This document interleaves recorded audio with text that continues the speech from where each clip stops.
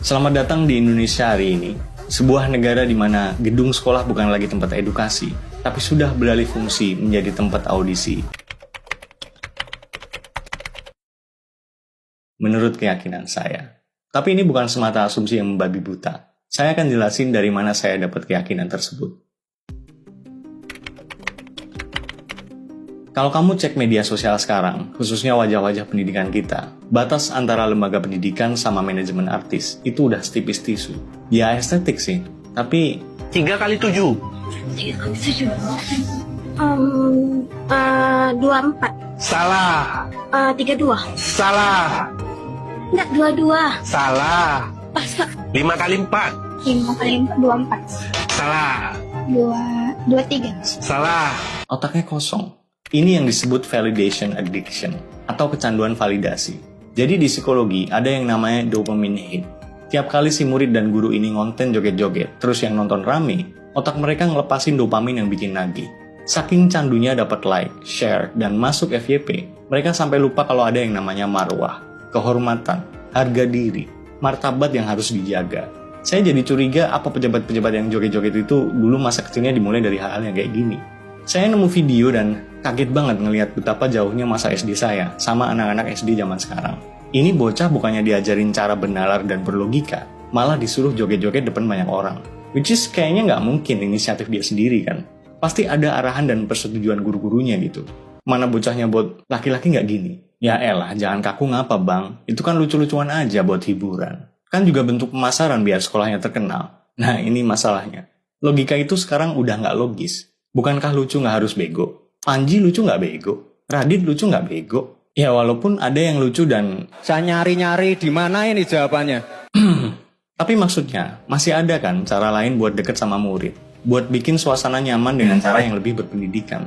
Sekarang kayak seolah nunjukin moral nggak lebih penting daripada viral. Viral udah kayak standar kesuksesan baru. Viral sama dengan sukses. Dunia pendidikan kita lagi ngadepin penyakit serius, di mana penorehan prestasi sudah digantikan oleh perburuan validasi. Masih ingat video ini? Setahun tuh 12 bulan. Kalau 2 tahun berapa bulan?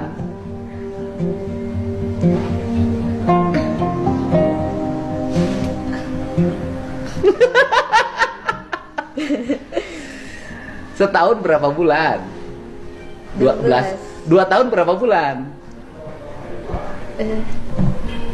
Logikanya nggak jalan. Kita nggak lagi ngomongin siswa yang grogi depan kamera ya. Ini anak SMA yang harusnya bisa matematika di level yang lebih rumit. Pertanyaan kayak gini bisa dijawab anak SD tahun 80-90-an. Ini adalah bukti kalau kita ngalamin yang namanya degradasi kognitif. Kenapa ini bisa terjadi? Karena selama ini sekolah kita terjebak dalam ilusi kegiatan belajar mengajar. Guru seolah-olah udah melaksanakan kewajibannya untuk memberikan pemahaman tentang disiplin ilmu. Dan murid seolah-olah udah mendapatkan haknya untuk menerima cara memahami ilmu tersebut. Kalau emang ini bukan ilusi kayak yang saya bilang, terus mana buktinya? Kenapa yang ditampilkan adalah muka pendidikan yang kayak gini? Oknum-oknum guru yang ngajarin muridnya joget-joget, yang nunjuk murid melambai atau siswa yang model cakep doang, buat dijadiin representasi sekolah. Apakah ini yang dalam pengertian mereka sebagai kegiatan belajar mengajar? Ataukah ini yang dalam pengertian Anda semua, orang tua yang nyekolahin anaknya, sebagai kegiatan belajar mengajar? Buat apa ngelakuin ini semua kalau nggak demi engagement? Apakah mereka nggak bisa memperkirakan dampak yang akan terjadi kalau perilaku kayak gini dipelihara? Pernah dengar positive reinforcement? Ketika hal-hal yang nggak berfaedah itu dikasih panggung dan pujian, otak siswi ini nangkepnya, oh, gue nggak perlu pintar matematika. Yang penting bisa joget, melambai-lambai, gue bakal dianggap asik, gue bakal dianggap hebat.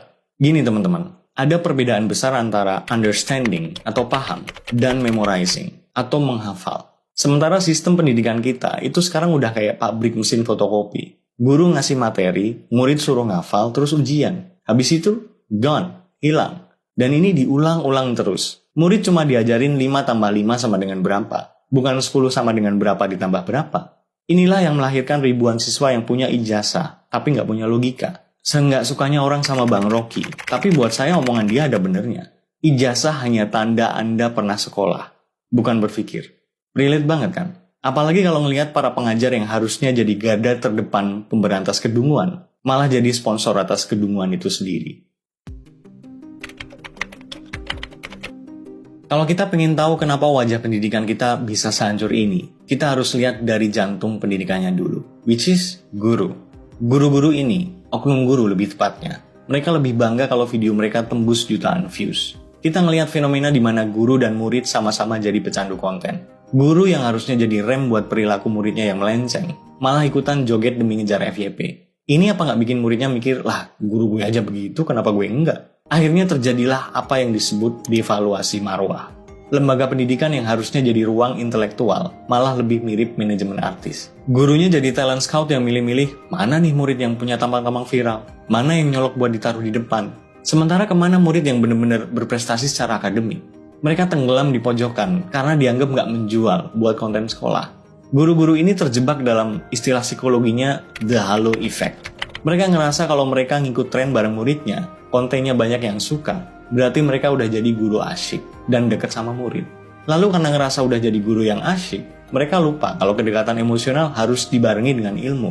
Mereka ngerasa dekat dengan murid adalah segalanya. Padahal tanpa edukasi dan wibawa, mereka sebenarnya sedang menurunkan derajat lembaga pendidikan menjadi sekedar tempat nongkrong yang dibayar negara. Pertanyaan saya, teman-teman sekalian, kalau murid-murid ini besok masuk ke dunia kerja yang pastinya lebih kejam daripada dunia pendidikan, mereka nggak bisa pakai akal, mereka nggak tahu etika dan moral, mereka taunya sukses sama dengan viral, dan viral sama dengan pakaian ketat plus joget-joget sensual. Kira-kira, profesi apa yang lapangan kerjanya akan sangat welcome dengan kriteria orang semacam ini? Banyak guru zaman sekarang tahu gimana caranya jadi guru yang baik, tapi nggak tahu gimana caranya jadi guru yang benar. Ini bukan soal sertifikasi, bukan soal gelar SPD-nya, tapi pedagogi, seni mengajar. Mengajar itu bukan cuma soal mindahin data dari buku ke papan tulis. Ada proses yang namanya scaffolding. Guru itu harusnya membangun tangga pemahaman buat muridnya. Kayak yang saya bilang di awal tadi, bukan 5 tambah 5 hasilnya berapa, tapi 10 itu hasil berapa tambah berapa. Kalau ini emang udah diterapin, murid itu nggak cuma jago matematika, tapi jadi tahu kalau joget plus viral bukan berarti sukses. Mereka bisa pakai akal dan ngebedain mana yang nakal dan mana yang bermoral. Saya ingat sama satu tokoh legendaris dunia pendidikan Indonesia, namanya Profesor Yohanes Surya. Dia bilang, di dunia ini tidak ada anak yang bodoh. Yang ada itu hanya anak yang tidak atau belum mendapat kesempatan belajar dari guru yang baik dan metode yang baik. Beliau membuktikan ini dengan pergi ke pelosok Papua dan mencari anak-anak yang dianggap paling nggak punya harapan. Yang 4 tahun nggak naik kelas, usia 12 tahun masih kelas 2 SD. Dalam waktu singkat, di tangan Prof. Yohanes, anak-anak yang tadinya dianggap nggak punya harapan ini berubah jadi juara Olimpiade Sains dan Robotik tingkat nasional. Mereka yang tadinya nggak bisa ngitung cepat, tiba-tiba bisa nyelesain soal akar kuadrat dan variabel kompleks cepat kilat. Soal pertama, X berapa? 6. Berapa? 6. Kita lihat jawabannya. Iya. Beliau tahu kalau otak manusia itu plastis, bisa dibentuk, asalkan pengajarnya punya metode. Jadi kalau kamu ngelihat ada murid SMA yang nggak bisa matematika, atau nggak tahu 2 tahun itu berapa bulan, jangan cuma ketawain muridnya, tanyain gurunya, selama ini di kelas mereka ngapain aja? Apakah mereka beneran mentransfer ilmu? Atau sebenarnya lagi ngebuktiin tuduhan kalau sekolah itu scam? Mereka meluluskan anak-anak ini dengan ilmu akademis yang nol, cuma karena lebih sibuk ngurusin koreografi perpisahan daripada kurikulum pendidikan. Tapi disclaimer dulu ya, saya nggak punya niat buruk dan nggak bermaksud jahat ke siapapun. Ini murni keresahan pribadi sebagai orang tua, mantan siswa, warga negara yang masih waras dan ngerasa cemas dengan kualitas pendidikan bangsa ini. Guru yang saya maksud di video ini hanya oknum tertentu, bukan guru se-Indonesia, bukan guru secara general. Saya yakin masih banyak kok guru yang memang kompeten di luar sana. Sekali lagi, yang saya maksud adalah oknum guru. Jangan dipotong-potong nih. Kalau kebetulan kamu guru dan tersinggung sama konten ini, baguslah. Saya nggak akan minta maaf. Kamu yang harusnya minta maaf. Bukan ke saya, tapi ke mereka. Generasi-generasi penerus bangsa ini. Anak-anak kami, adik-adik kami, saudara-saudari kami. Kamu sebagai sosok yang seharusnya digugu dan ditiru, malah ngajarin dan nyontoin hal-hal yang memalukan buat wajah pendidikan.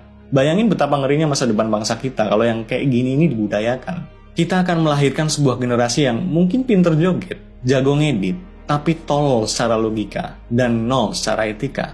Emang kamu mau jadi orang tua yang udah kerja keras banting tulang buat nyekolahin anak dengan harapan dia terdidik logika dan moralnya? Tahu-tahu anakmu muncul joget-joget jadi figuran di konten TikTok gurunya. Atau parahnya lagi karena terinspirasi gurunya, anakmu ngikut joget-joget, terus rame komentar yang wah, ngeri lah. Atau jangan-jangan malah nggak kepikiran sampai ke situ. Guru beneran nggak sih? Coba jawab, 12 kali 2 berapa? Tahu nggak jawabannya? Kalau tahu, kenapa jawabannya itu? Ini orang ngomong doang. Dia nggak tahu apa. Murid itu butuh kenyamanan biar bisa belajar dan menyerap pelajaran dengan baik. Pelajaran yang mana? Yang joget-joget itu.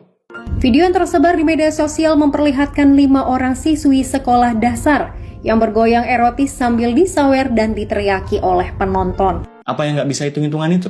Seorang siswa SMA kelas 12 juga tidak mampu menjawab soal matematika sederhana ketika dites langsung oleh petugas. Kalau mau nyaman mah ke kafe aja, ngegame, atau di rumah lah, jangan di sekolah. Tugas guru bukan bikin nyaman, tapi bikin paham, moral, dan intelektual. Guru kan juga manusia, butuh hiburan. Ngerti, siapa sih manusia yang gak butuh hiburan?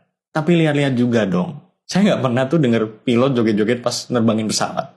Atau dokter bedah ngonten TikTok pas operasi. Bayangin kalau ada beneran dan sepemikiran sama kamu. Saya paham, kamu, saya, kita semua butuh validasi kok. Tapi pinter-pinterlah menempatkan diri. Kalau kamu memang segitu pengennya validasi dan mengekspresikan diri, saya kasih tipsnya. Copot seragammu. Karena itu adalah identitas profesimu. Selama kamu pakai itu, 1 kali 24 jam, kamu adalah wajah pendidikan negara ini. Kalau atribut-atribut itu udah kamu tanggalkan, mau cari validasi, mengekspresikan diri, cari kitab suci, terserahlah. Tapi tolonglah Pak Guru, Bu Guru, jagalah marwah pendidikan bangsa ini. Jadilah sosok yang memang pantas digugu dan ditiru. Kami titipkan anak-anak kami, generasi penerus bangsa ini ke tangan kalian. Tokoh kunci dan garda terdepan dunia pendidikan. Buat kamu para murid, adik-adikku sekalian, saya cuma pengen bilang, nanti kamu bakal nyesel di masa depan kalau ngebiarin ilmu akademismu nol cuma karena keasikannya scroll. Buktiin kalau nggak percaya. Anggap video ini adalah time kapsulmu. Komen di sini dan balik 10 tahun lagi. Ceritain apa yang kamu alami. Buat sekarang fokus pendidikan dulu. Tugasmu bukan cari viral. Tugasmu belajar pakai akal. Paham apa itu etika. Paham apa itu moral. Kalau nggak paham, kejar gurunya. Tanya sampai paham. Paksa mereka buat menjalankan tugas dan kewajiban mereka yang sebenarnya. Jangan mau kalau cuma dijadiin bahan konten. Oke? Ingat, nggak semua yang viral itu bermoral, dan nggak semua yang tenar itu benar. Kalau video ini bikin kamu ngerasa nggak nyaman, baguslah. Itu tanda nalarmu masih jalan. Silakan setuju, silakan tidak. Tapi kalau kamu ngerasa ada yang salah dengan arah pendidikan kita, then stop pretending that everything is alright. Get your shit straight. Thank you udah dengerin keresahan saya.